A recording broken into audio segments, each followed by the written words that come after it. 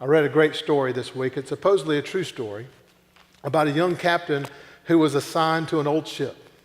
And when he gets to the crew that day, many of them had already abandoned ship. The ship was not in great repair. The ship had needed new sails. It needed to be sanded down. It had pieces of wood that needed to be replaced. And people had pretty much given up on that ship. The ship had not left port in years.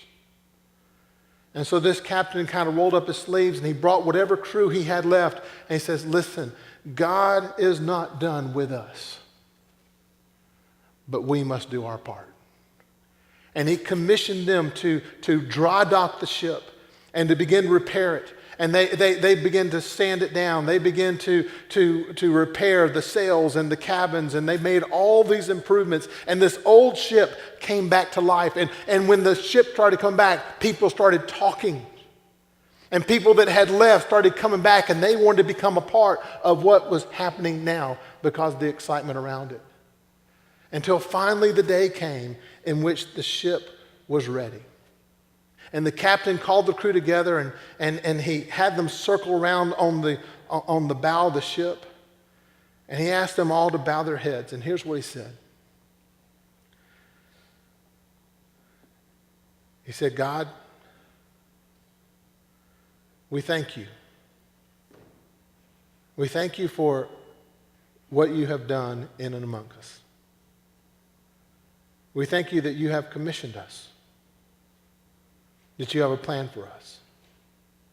We thank you that this ship wasn't made for the safety of the harbor, but was made for the horizon. And so, God, we ask you to give us a new adventure. We ask you to take us to places and give us opportunities like we can't even begin to imagine. And when he finished praying, he looked at the crew. And he says, I know it's scary. But I want to ask you, do you want to choose the harbor or the horizon? And he listened, and there was a deaf silence that fell among the people. The only thing you could hear were the wind and the waves. Until finally one of the crew members in a hushed voice said, the horizon. And then another one said, the horizon. And then another one, the horizon. The horizon. And pretty soon they were chanting, the horizon, the horizon, the horizon, the horizon.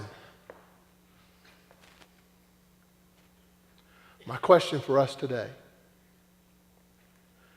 as a church, do we want to live in the safety of the harbor? Or do we want to go out into the adventure of the horizon? What do you say?